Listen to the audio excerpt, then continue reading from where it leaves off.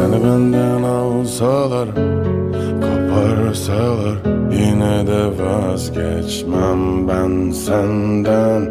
Gülüşün hastalık, elimden alsalar, yine de vazgeçmem.